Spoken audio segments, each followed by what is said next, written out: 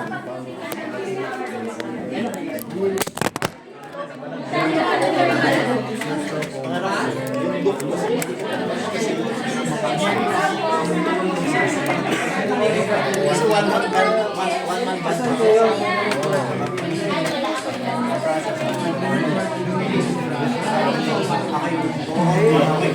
warehouse, ako yung shipping. Kasi yung wife ko naman.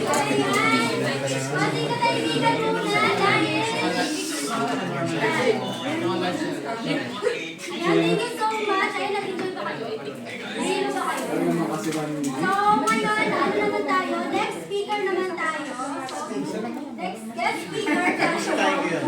So, kanina, di ba, nasutunan natin kung paano mas ang about sa fulfillment and logistics. Now, let's move on to our next speaker. Isa siyang e-commerce coach and founder of Pinoy Digital Marketer. So, this afternoon, he'll be sharing with us how to promote for free using TikTok, Facebook, and Instagram. And along with some powerful content that he has, posting tips and tools like chatbots and auto replies. So, please welcome Mr. Uy, ano ah? Mr. Christopher David. Ayun, magandang araw po sa inyo lahat. Yun nga po, ang topic ko po kasi is start your own business. May mga business na kayo, di ba? Pero hindi ko alam kung paano i-apply ito. Ang gagawin na lang natin, kung meron kayong mga reseller, pwede nyo i-share sa kanila to.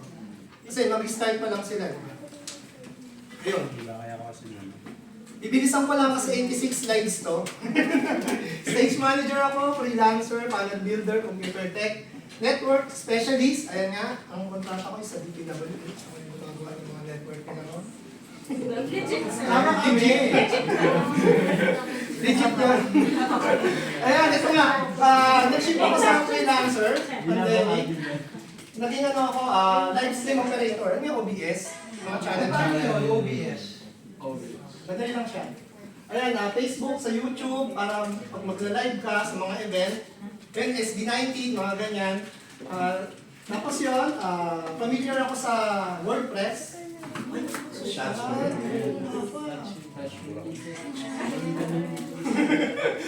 Kaya Google Workspace. Ayun, si Pancake. GHL. Sinong gumagamit ng GHL? Wala ba gumagamit ng GHL? Oo, dapat nyo na malaman yung GHL. Ito yung ano ngayon sa freelancer. CRM, parang customer relations. CRM. Tapos, yun, may basic ako sa Adobe, Photoshop, tapos computer technician, video editing din, tsaka photos. Yun. Ayun! Ganyan kasi. Ito eh. Start business. Paano ba kayong nag-start ng business? Direct brand. Tambit ng bidding. Oh, yun. Then, kung ako kasi reseller ako, ang una ko ginawa is kailangan ko muna ng direction. Ano bang business ang gagawin? Kasi nasa ako ng Taiwan. Kasi OFW, trabaho lang trabaho. Gusto ko mag-business pag uwi. Kaya ito yung una kong ginawa na direction. Kailangan may direction ka muna. Tapos how much yung income na gusto mo, sabi nga na sir. Tapos target market. Sino ba yung target market mo? Matanda, bata, babae, lalaki? Ano yung kakayahan? Ano yung kakayahang gumastos? Siyempre kailangan target market natin yung may pera.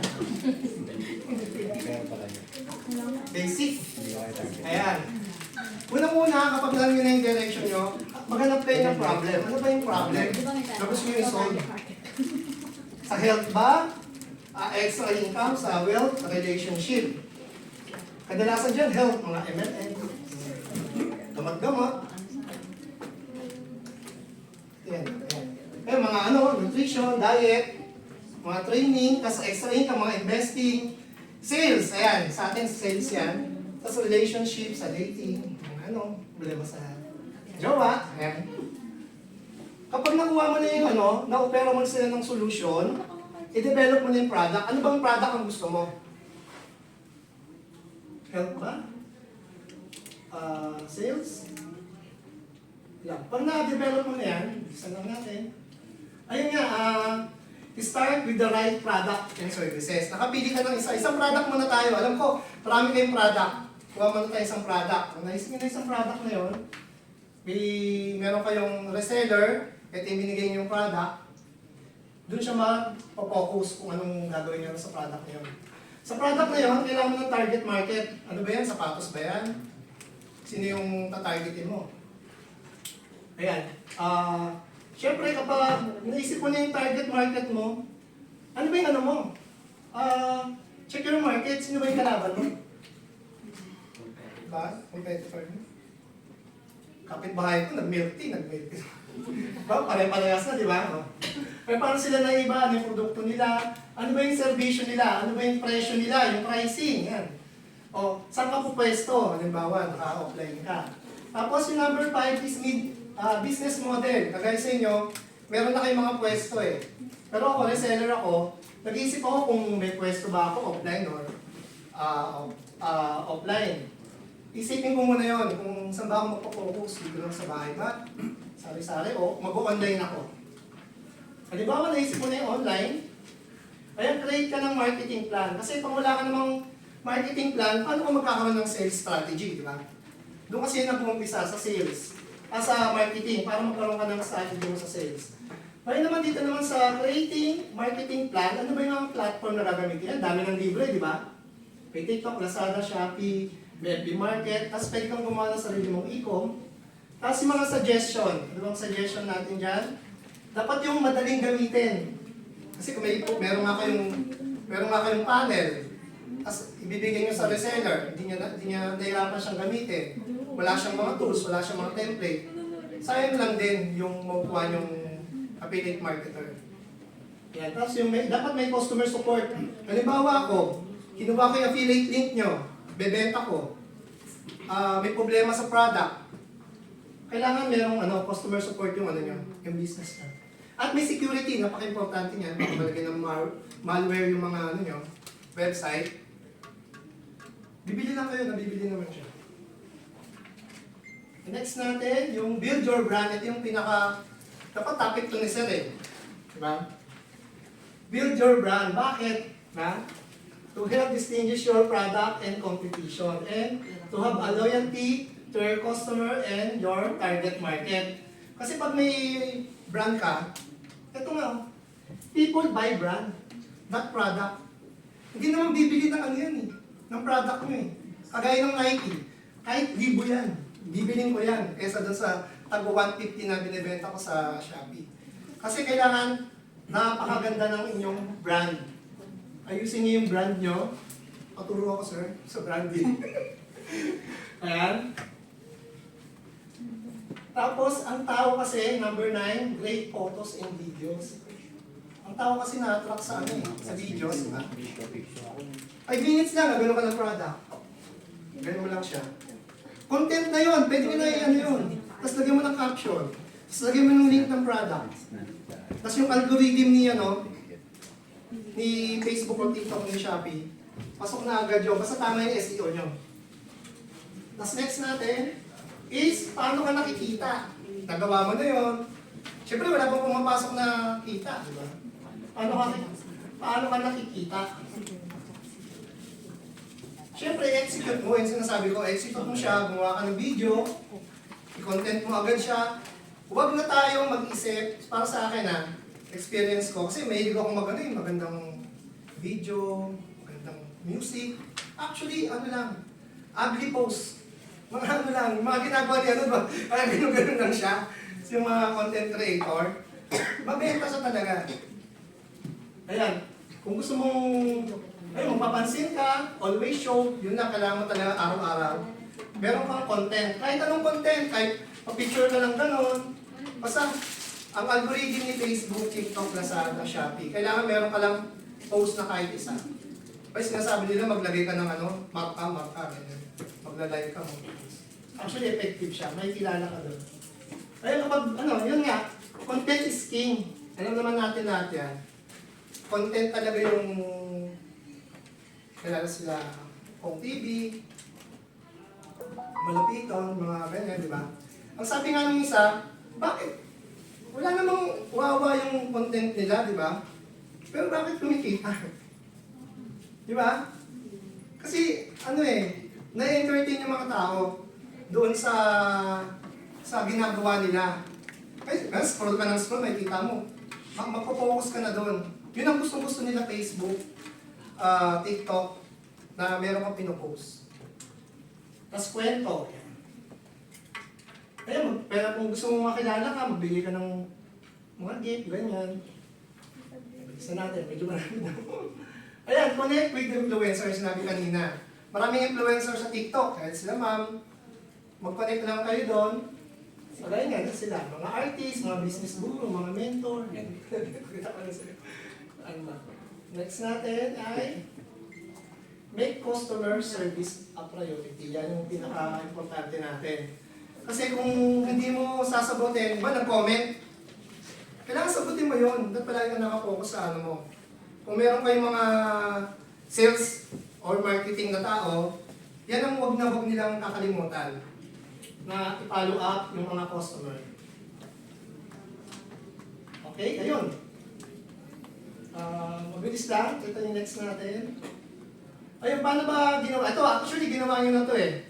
Kung meron kayong mga reseller, or mga tao, pagawa nyo sa kanila to. Gawa ka ng company name mo. Kasi wala ako nga, affiliate marketing lang ako, kumukuha lang ako ng link. Tapos nakakuha ko ng isang tawag dito? PSU. Kasi meron akong computer, mga router, na 8 hours na gumagana. Hindi naman sa akin yun eh. Kumbaga, binili ko lang yun. Pwede mo yung i-rebrand.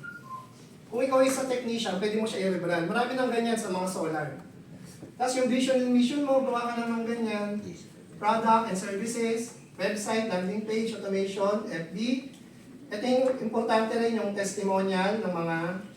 Kasi yun yung pinaka-content natin. Okay, next natin. Ayun nga, company name. Kung meron ka ng company name, ako, ginawa ko is Pinoy Digital Marketer. Nakita ko lang yan nung nasa abroad ako, Taiwan, how to make money online. Nakita ko agad yung TRC. Sino man sa TRC? Truly Rich Club? Stock. May affiliate na sila noon. May affiliate marketing na sila noon. Tapos yung nakita ko, nag-enroll ako, ganyan-ganyan, affiliate marketing. Ayan, yun yung mission kasi nila, yung patuto yung mga tao na sa stock market. Ayan, pag may business ka na, meron na kayo niyan, di ba? May owner kayo, may financier kayo, may sales marketing kayo. Yung product and services, meron tayong traditional, tsaka tsaka online product, mga e-com, affiliate link. Sa traditional, sari-sari store, mga bigasan. Ayan, product and services. Yung computer shop, sa mga services naman, pwede mo yung online yan, yung mga virtual assistant mo, mga social media manager. Kung ikaw naman sa traditional, pwede kang gumawa ng computer, yan salon, gupit-gupit, sa traditional. Ayun nga, nasabi ko na yan, yung mga marketing apps. At yung pinaka-importante rin sa atin, minsan hindi nila pinapansin ko yung Facebook natin, TikTok, optimization. Kasi kailangan natin i-update yung cover niyan. Hindi yung habang 1 year na yung cover letter, cover photo niya, hindi yung pinapalitan. Napapalitan nyo siya. Ano ba, may season, rainy season, gawa ka ng picture. O every month, gawa ka ng ano mo, Facebook profile, ganyan. Ibayin nyo siya. Kasi update nyo rin to. Kasi baka may iba na kayong product. Kagaya ko, nakakalimutan kong i-update yung mga ibang info ko. Taga Bulacan na pala ako, lahat ng ano ko, address sa Caloocan. Siya. Tapos posting ng video. Ayan. Kasi nga, yung write ng caption, hindi ako magaling dyan. Pwede nyo i-chat GPT yan. Real life example, ito yung mga check. Ito kasi mga real life example sa business mo, paano mo ginagawa yung business mo. Pero isa kalimutan ng name niya. Karga-karga niya yung bata, anak niya na may autism. Sinaalala niya. Diyan. Oh, yun dyan. Sobrang trending ang benta ng mga damit niya. Parang gano'n. Sobra. Sabi doon ako gulat. Galing nito. Parang gano'n kaya ako ng ano. Hindi, actually, papansin talaga grabe sa content. Kaya, araw-araw na ginagawa mo, pagising mo, makaka-attract ka talaga. Tapos AI, ito yung trending natin, AI. Kasi yun nga, mga post sa Facebook, how to promote, madali na naman yan. Technical yan. Ito, respond kayo sa comment, yung pinaka-importante. Tapos update yung groups, kung meron kayong mga groups, update nyo siya. Minsan yung groups nyo, ang dami nagtatanong, wala naman nag-updates. Kasi nasabi ko na yan, yung mga content. Payment system, nag na tayo, description. Kailangan maayos yung description nyo sa company. Kasi kami, kakopy-paste lang namin yan eh. Meron kayong product sa atin yun. Affiliate, tapos kakopy-paste namin yan. Kailangan meron na kami kukopyahan. Kung meron kayong group, pwede nyo nalagay dun lahat ng 30 na description, tsaka pang post. 30 days schedule, yan, madali naman na yan. Ang payment system, ito yung pinaka-importante, dito tayo yaman. Kailangan maayos yung payment system at secure. Ayan, live streaming, ito yung pinaka-importante. Sa live streaming, kailangan nagla-live ka dyan sa Facebook, TikTok, tsaka sa short. Dapat pare-parehas. Ang ano ko pala rito, na violation ako dito. Dapat sa Facebook, meron kayong pinost sa Facebook, sa market. Kasi nabibenta ko rin steak, mga kondo-kondo. Pinost ko siya sa personal ko, pinost ko pa siya sa ano ko, sa page. Ano siya? Ayaw ni Facebook. Ayaw ni Facebook. Pwede mo siya i-post, lagyan mo ng ibang text, balitan mo ng music. Basta meron siyang ibang, kasi AI ang ano eh, Facebook eh. Kung ano yung nakita doon na pinost mo, same na same talaga, same ng oras, same ng name, same ang location niya. Yun, wala akong marketplace. Ito yung pinaka-importante as digital marketer. Kasi reseller ako, meron akong ginawang diagram. Una akong ginawa is, sa customer, sino pamilya sa bought cake? ManyChat. Ayun, pag ginagamit niyo yun halos, di ba? Kailangan i-maximize natin yung bought cake. Pero kailangan naka-ano yung ating greetings, dapat yung button dun naka-active. Kasi pag hindi naka-active yan, hindi yan talaga gano'n lahat. Tapos yung opt-in message, mayroon kang welcome message. Dito nilalagay si bot, AI. Kung anong platform ang gamit ninyo. Meron kayong gagawin dyang kung paano siya tuturuan magbenta. Kasi hindi naman niya wala naman sa sariling buhay, kailangan mo rin turuan kung ano yung gusto mong ituro sa kanya. Tapos default reply, syempre automatic na yon na pumunta sa customer, inquiry, tapos bigyan mo sila agad ng product and benefits. Tapos mag-send kayo ng testimonial sa product nyo. Tapos yun nga, pag nakuha nyo na yung details, pwede nyo silang email follow-up, chatbot, tapos i-manual nyo na siya na DM. Tapos ayun, order processing. Halimbawa po sino may rito, affiliate marketing na may link. Ay, meron po kayong link sa TikTok po. Bali affiliate markup. Ginagawa namin siyang smart ads. Ad code. Outcode na. Yung sarili sa sa TikTok mismo yun. Ad sparks. Sa TikTok.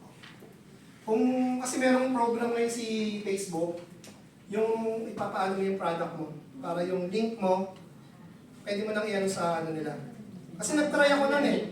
Yung sa commerce center ito, di ba? Oo. Kasi may ads manager ka. Oo. Tapos may commerce manager ka. Mm. It's in preparation actually for the Blue Basket. Dahil Sa Blue Basket. magkakaroon na ng Instagram Instagram shopping si Shopee. by the first quarter of 2026. Kaya mauna kayo. Kaya yun nga. Prepare for the Blue Basket.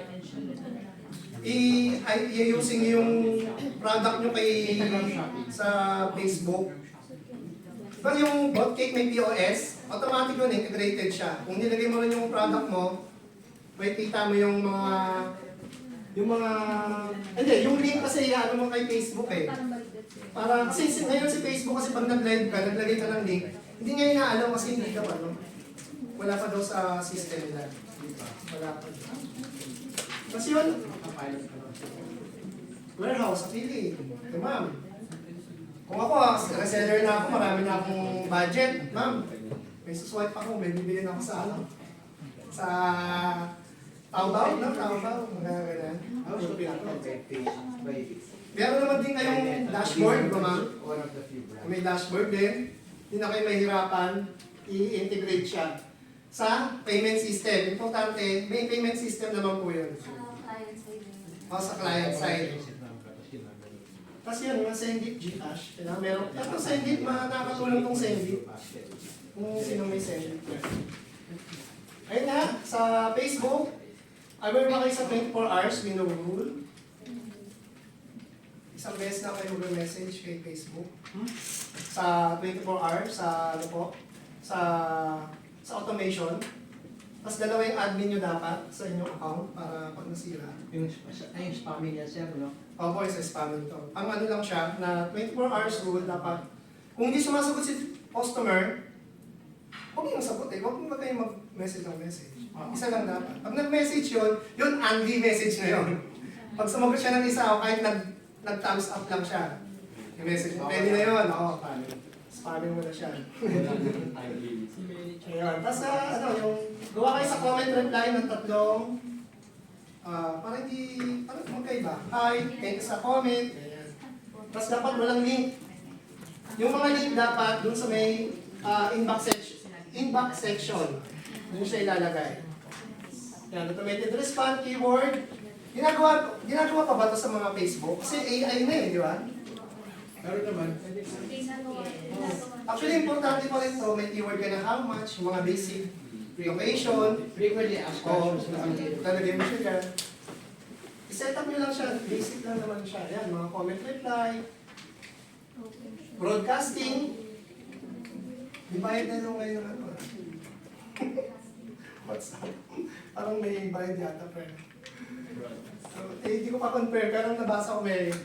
Pag nag-ano man ng marketing, nag-boost ka, pag nag-reply si ano, parang may additional yata bayad. Sa WhatsApp. WhatsApp lang, WhatsApp. Kaya gawa kayo ng ano, exciting script, video. Yung limit lang natin, 15 MB lang. Huwag yung masyadong, kasi pag nag-lagay ng video, di ba, ang tagal. Dapat mababa lang. Mga, ano lang, 10 seconds, 30 seconds. and 90 seconds, sir. Oo, 90 seconds yung pinaka-ano. Yan, disable niyo yung, kasi kung mag-automation kayo, dapat naka-disable si ano. Kasi meron din yung chatbot si ano, di ba, sa Facebook. Kung gagamit kayo ng ManyChat, Hotmate, Marketing I-off, ano-anong klaseng, dapat i-ano siya, i-disable niyo kasi hindi siya tatakbo talaga. Tapos advanced messaging, check apps, check niyo yung connection kasi baka hindi naman nakakonect yung ManyChat niyo sa page niyo. Isa na-disconnect yun, palagi nyo i-check. Yan, chatbot apps. Ayan, gawa kayo ng ano, mga sample lang to eh. Ayan. Yung mga script, ayan, ganyan. Thank you! Ito yung sa get started, ganyan. Limit lang yung text niya.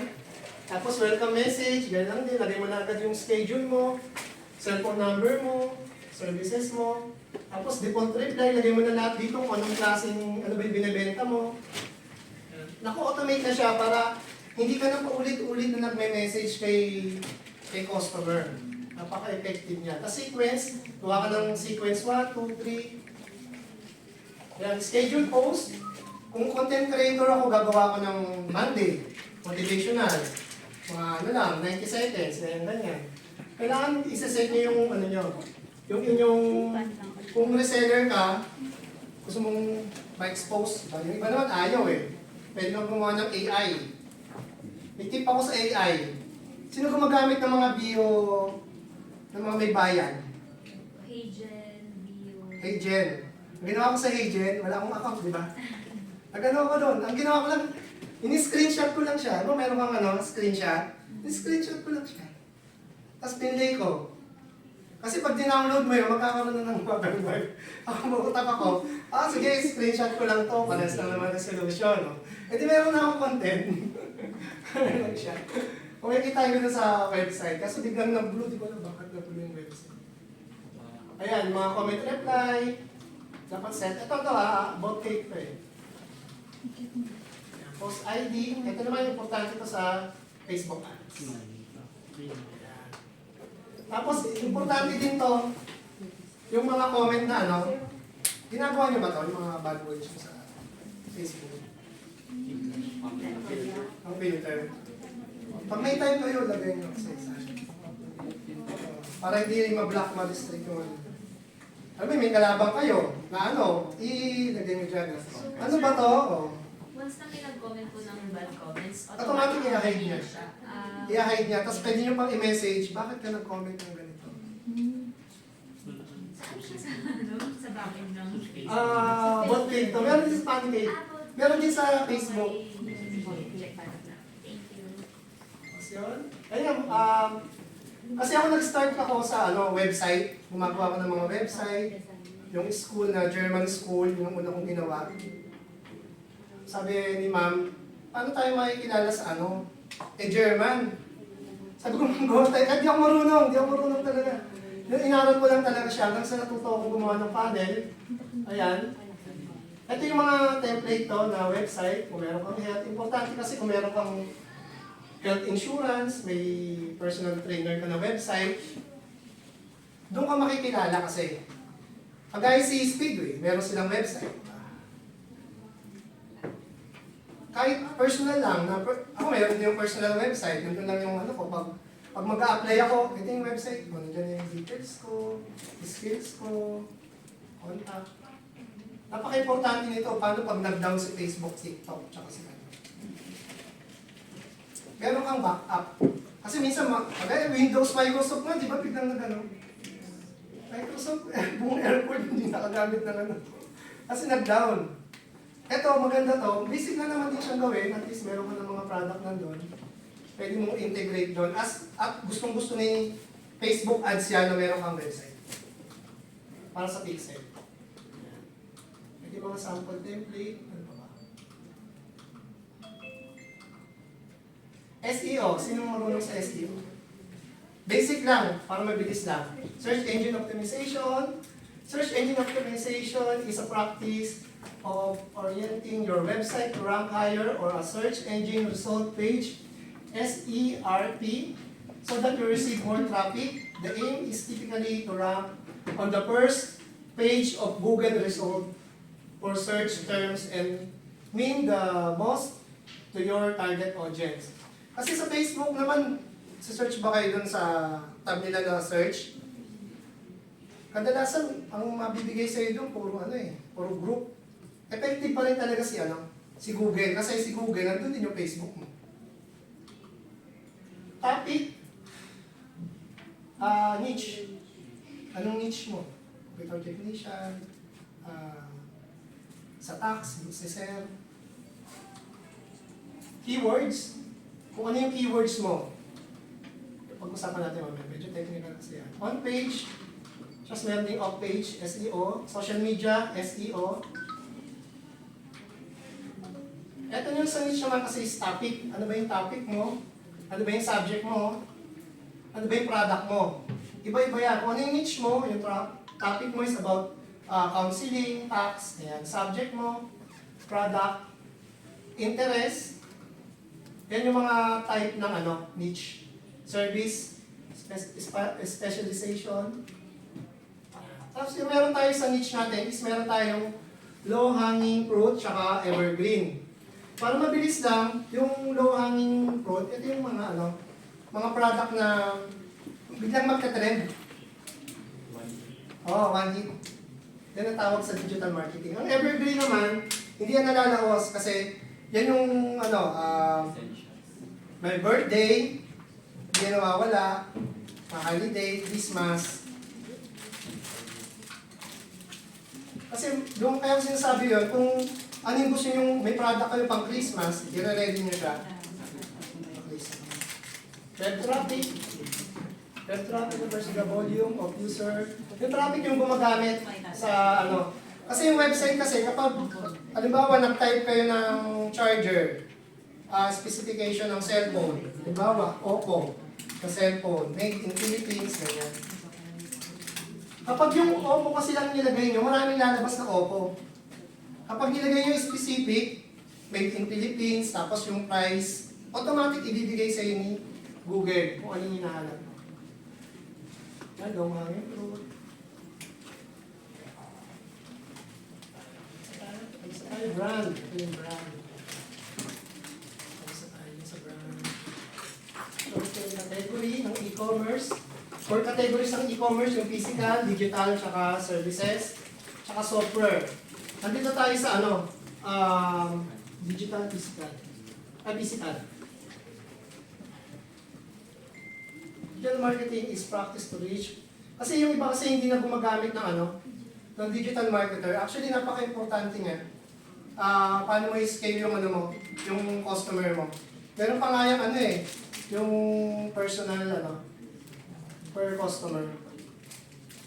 Tapos advantage ng digital marketing, cost efficient, reach more people, faster result, build relationship with the customer.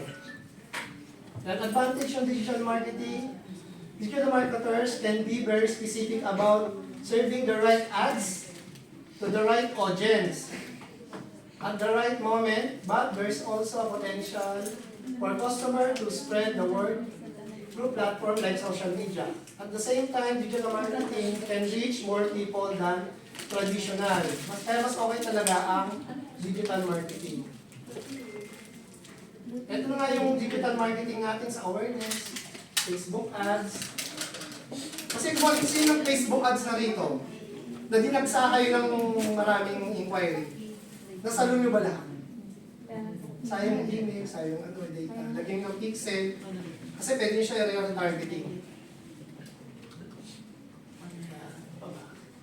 More na to buyer persona na to. Bilisan lang natin.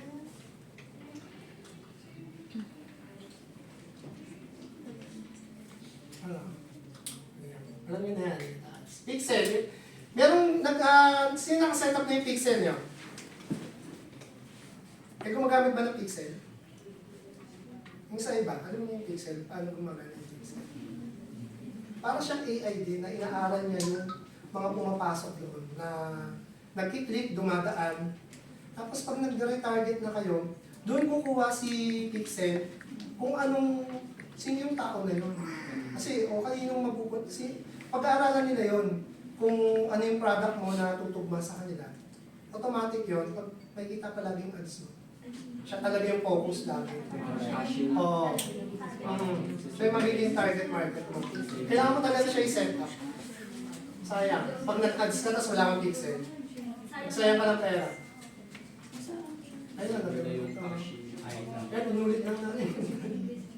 Ayun, syempre kapag sa digital marketing, sa selling, ako bilang isang reseller lang, kumukuha lang ng mga product, paano ko ba mabebenta ng mabilis yung ko? Kasi kailangan ko ng tools. Ng sasakyan para mapabilis. Yan yung tools ko. Tapos syempre, importante rin, maayos yung engine mo. Baka maganda naman tumakbo yung mo. Tapos yung loob naman ng mo, ng website o panel, hindi naman siya gumagana. Kaya yun, yung tips lang din. 3 tips for community. Listen and engage. Ayan yan sa community dapat. Kung meron kayong Facebook group, ito yung importante sa AI, yun, experiment and test. Palagi nyo experiment yung AI nyo. Build on fast learning, creative, diversity. Then keep it simple lang pag nagano kayo sa digital marketing. Huwag kayo masyadong ma-stress, basta gawa lang kayong content, gawa kayo ng panel para maayos lahat yung system nyo kapag nag-Facebook ads kayo. Sayang kasi yun marami papasok talaga dyan. Na-inquiry, kailangan nyo masagot. Ayan, diba? Ayun pala, marami kasi sa atin dito yung kagaya ko, kasi na kayo ang business na Sa mga starter, ano ba yung yung USP? Alam niyo ba yung USP? Unique selling point. Oo. Unique selling proposition. Kasi karamihan sa atin, nagbebenta lang. Magbebenta lang siya, paano kumita? Pero wala siyang purpose, paano, wala kang, ano ba yung magbebenta ka lang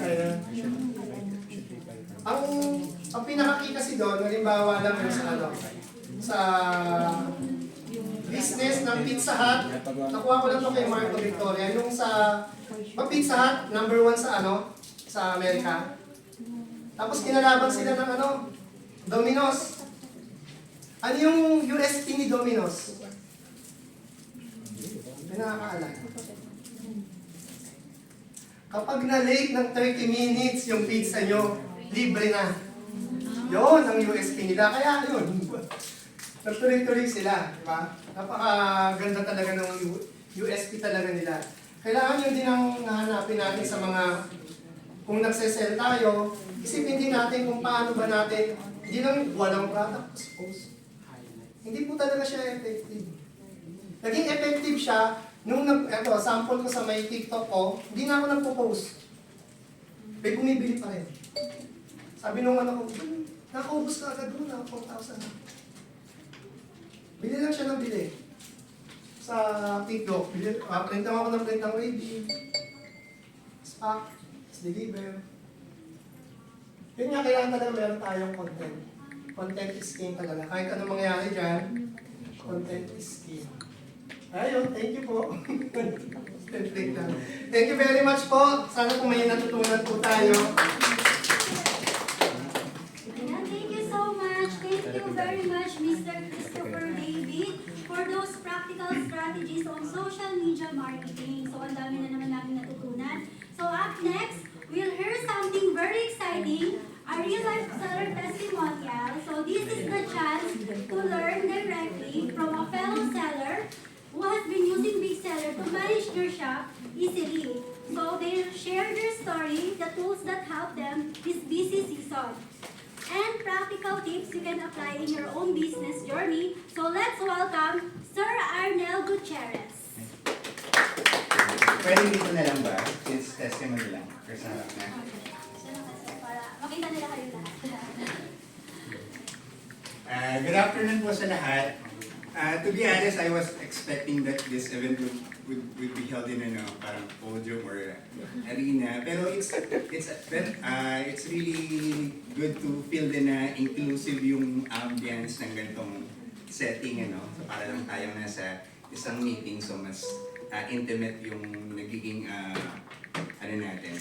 experience, yung pagsalamuhan natin. I was asked by Big Seller to deliver testimonial for their system po. Actually, hindi ko na matandaan kung kailan talaga ako nag-start na gumamit ng Big Seller. Siguro mga 3 years ago, pwedeng ma-check nila sa system nila. Pero I am a health and beauty seller from Bulacan. The very first item I sold online was my old Bobby Anti-Theft backpack. Kasi sa Shopee nun pwede pa yung mga ganong items. Fast forward today, we are packing around 500 to 600 parcels a day with consistent 6 digits na GMV every day. So paano ko ba na-discover yung Big Seller? Siguro sa mga seller group, meron mga nagpo-post before na ito daw yung tool para mag-auto-boost, mag-auto-bump yung mga listings mo sa Shopee.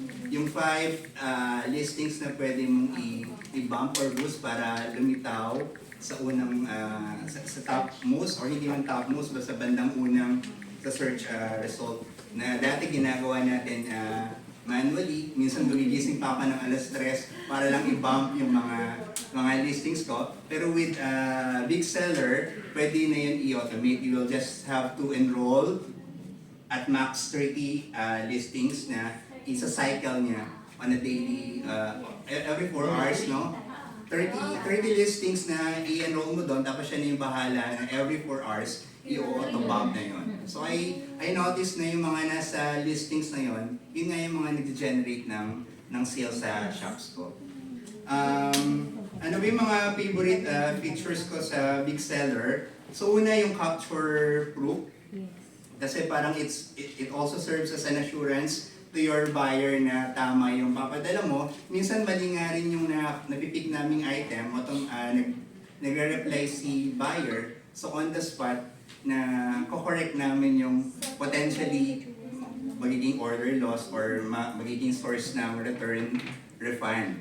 And then dati rin, mano-mano namin yun na nilalatag na ito yung waybill, tapos hahanapin namin sa Shopee na saan yung buyer na yun, saka namin pipicturean. Pero with the capture proof, i-scan mo lang yung QR code or yung barcode, and then automatic mag-send na siya sa buyer. No? I think it's linked with the Doke, kailangan. No? Marami Doke account ka rin. And then yung customized waybill is another favorite feature of mine. You can use the customized waybill in a lot of different ways. Pero in my case, I use that to add or to identify who packed that particular order. So meron ako nung parang symbol para malaman ko kung sino yung nag-pack nun. Para kapag merong mali, mapipinpoint mo sino yung packer na nag-pack. Kasi, yan. So dami nang itulong sa akin ni Big Seller, parang yun pa rin yung mga source of stress natin na seller, yung mga return, refund, request. And then another favorite feature of mine is the order profit at the order processing level. Kasi di ba minsan benta lang tayo ng benta at hindi natin alam doon pinapala tayo. So before you pack the order, magpa-prompt doon kung zero, kung wala kang tubo or negative yung profit mo, and then meron kang syempre, meron kang decision kung ipapak mo yun or hindi. Pero sa akin, pinapak ko pa rin yun kahit logi nga. Sabi nga ni Sir kanina, cash flow is king. And actually, meron ka rin talagang dapat na mga listings na palugi talaga just to attract traffic. Ang titignan mo talaga sa store mo, yung store-wide profit net the per SKU profit. So meron ka talagang mga listings na pampalugi lang, pang-attract ng traffic. Pero ang goal ko dito is yung nga. So order processing level pa lang, malalaman mo na, kailangan ko na palang i-adjust yung pricing ko for this particular SKU. Kasi lugi na pala ako dito. Kasi di ba minsan nga bigla na nag-increase ng fees sila Shopee, Lazada. So recently nag-increase na naman sila. Hindi ako nakapag-increase ng prices. So doon na-notif na, o ito yung mga SKUs mo na palugi ka na, kailangan mo i-increase yung pricing mo. And then, ang daming mga features, no? Pero the last one that I will highlight na lagi kong ginagamit is yung purchase suggestion.